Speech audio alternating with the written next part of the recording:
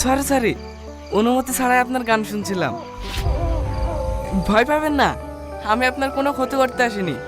জঙ্গলে ঘুরতে ঘুরতে আপনার গান শুনতে পেলাম, তাই এখানে চলে আসলাম।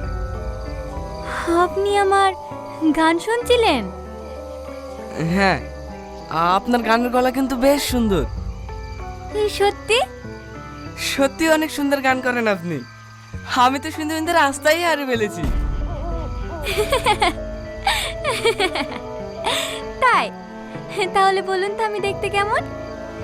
দেখতে আপনি অনেক সুন্দর, বিশেষ করে আপনার চোখ দুটো দেখলে যে কেউ আপনার প্রেমে পড়ে যাবে।